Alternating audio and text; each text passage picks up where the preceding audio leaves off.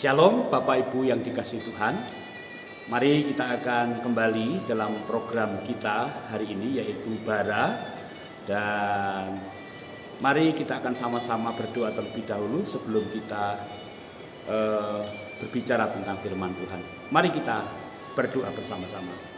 Tuhan Yesus, pimpin kami supaya sore hari ini kami dapat menyampaikan atau sharing firman Tuhan kepada seluruh para pemirsa dan pendengar, dan khususnya jemaat-jemaat GBD terkasih yang malam hari ini sedang mengikuti acara ini. Sinambi kita nanti terus melanjutkan dalam doa-doa kami ya Tuhan. Terima kasih, kami bersyukur dan kami akan melanjutkan firman ini dalam nama Tuhan Yesus Kristus. Haleluya, amin. Puji Tuhan. Mari kita baca kembali Alkitab kita, karena kemarin ada yang bertanya, kok penjelasannya dipimpin oleh Roh kok hanya sebentar. Mohon diperjelas dengan kehidupan sehari-hari sedikit saja Pak Pendeta. Nah, sekarang saya akan menjelaskan itu, namun mari kita baca dulu Alkitab kita di dalam Injil Yohanes 16 ayat 8 sampai 15. Kita akan baca bersama-sama, tapi kita akan baca sampai ayat yang ke-12 saja, saudaraku ya. Dan kalau ia datang, ia akan menginsafkan dunia akan dosa, kebenaran, dan penghakiman. Akan dosa, karena mereka tetap tidak percaya kepadaku. Akan kebenaran, karena aku pergi kepada Bapa dan kamu tidak melihat aku lagi. Akan penghakiman, karena penguasa dunia ini telah dihukum. Masih banyak hal yang harus kukatakan kepadamu, tetapi sekarang kamu belum dapat menanggungnya. Tetapi apabila ia datang, yaitu Roh kebenaran, ia akan memimpin kamu kepada kebenaran. Nah, jadi konteks dasarnya adalah itu. Roh yang datang, Roh yang memenuhi kita itu akan memimpin kita kepada kebenaran. Lalu ayat yang sebelumnya tadi kita baca, Roh yang ditunggu-tunggu itu dia akan mengisafkan dunia untuk bertobat dan kembali kepada jalan-jalan yang benar. Dan mari kita akan lihat pengupasannya berikut ini. Nah, kemarin ada yang bertanya, lalu bagaimana dengan kehidupan kita sehari-hari? Nah, sudah saya singgung para pemirsa semuanya bahwa kalau hidup kita dipimpin oleh Roh, itu hidup kita dikendalikan oleh Roh ya. Kita dipimpin oleh Roh itu untuk mengerti kebenaran, dipimpin untuk mengerti firman Tuhan, dipimpin untuk kita itu tunduk kepada kehendak Allah melalui kebenaran firman Tuhan. Nah, lalu ada yang bertanya, lalu bedanya dengan hati nurani seperti apa? Nah, saudara, kalau hati nurani itu terbentuk dari apa? Lingkungan.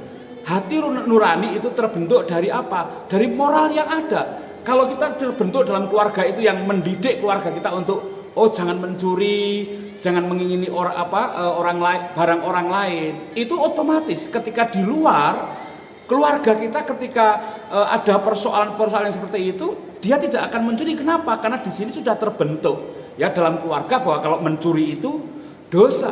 Tapi bagaimana kalau keluarga itu terbentuk dengan keluarga yang keluarganya perampok atau keluarganya hidupnya tidak benar, ngomongnya kotor, dalam setiap hari seperti itu, ya yang keluar akan seperti itu, yang terbentuk akan itu hati nurani. Misalnya, bohong itu biasa, menipu itu biasa, maka keluarga itu akan terbiasa ketika menipu tidak ada rasa dosa. Tapi berbeda dengan orang yang dipenuhi dengan Roh Kudus. Orang yang dipenuhi Roh Kudus, dia akan dipimpin Roh Kudus. Maka ketika kita berbuat dosa atau jatuh dalam dosa, Roh Kudus itu akan memberitahu kita bahwa kita sedang berdosa. Karena dikatakan ini Roh Kudus itu menginsafkan. Ya, Roh Kudus itu menginsafkan. Oke.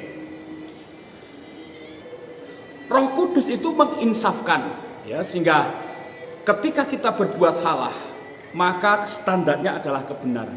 Ketika firman Allah berkata, jangan berzina, jangan membunuh.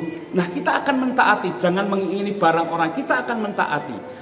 Lalu bagaimana Pak mereka yang tidak mengenal, mereka berbuat dosa? Nah, jelas mereka tidak ngerti kebenaran, mereka tidak tahu kebenaran, mereka berbuat dosa, wajar. Tapi kalau buat orang percaya yang sudah terima Roh Kudus, dia hidupnya pasti akan dipimpin dalam kebenaran. Jadi ketika kita berbuat sesuatu yang melanggar firman Tuhan, dikatakan Roh Kudus itu akan menilik kita, Roh Kudus itu akan mengunjungi kita dan memberitahu. Maka dari itu saudara, kalau saudara yang sudah dipenuhkan Roh Kudus, lalu saudara berbuat kesalahan, saya jamin Roh Kudus akan membisikkan dalam hati kita. Ya, akan untuk apa? Untuk bertobat, untuk kembali kepada firman Tuhan, untuk diingatkan kepada firman Tuhan. Jadi kalau saudara berkata, wes sakarape dhewe, hidup semau gue, wes tidak peduli Roh Kudus. Lalu ada yang berkata, Roh Kudus akan hilang dulu. Roh Kudus tidak akan hilang. Roh Kudus itu permanen. Ketika kita sudah percaya Yesus, kita terima Roh Kudus itu ada dalam hidup kita. Hanya kita mau mendengar apa tidak, itu kan urusan kita. Tapi yang jelas Roh Kudus terus akan menginsafkan kita. Roh Kudus terus akan membawa kita kepada kebenaran. Nah, kalau kita tidak mau, lalu kita sampai pada akhir hidup nanti kita tidak mau, itu bukan salah Tuhan atau salah Roh Kudus, salah kita sendiri. Oleh sebab itu, Bapak Ibu Saudara, mari kita tundukkan diri kepada pimpinan Roh Kudus. Ya, yang jelas kalau dibilang bedanya dengan suara hati atau suara Tuhan, Roh Kudus itu tipis. Tidak tipis, saudara. Kalau suara Tuhan pasti bicara tentang kebenaran. Tapi kalau suara hati itu adalah suara yang menguntungkan diri kita sendiri. Saya kira itu cukup jelas, Bapak Ibu Saudara. Dan saya percaya firman Allah malam hari ini, kalau kita hidup oleh Roh, maka hidup kita harus dipimpin oleh Roh, taklukkan kepada kebenaran firman Tuhan. Tuhan Yesus memberkati. Mari kita akan berdoa, dan malam ini kita mempersiapkan diri untuk terus melanjutkan dalam doa-doa kita, dan kita akan berjumpa lagi besok pagi dalam ibadah raya. Tuhan Yesus memberkati. Jangan lupa program ini adalah bara, baca Alkitab, renungkan dan aplikasikan. Tuhan Yesus memberkati. Mari kita berdoa. Bapa di sorga, kami berdoa buat firman Allah yang sudah kami dengar. Kiranya Tuhan menolong kami dan malam kami untuk kami melakukannya. Berkati seluruh jemaat-Mu yang malam ini mendengar dan menyaksikan.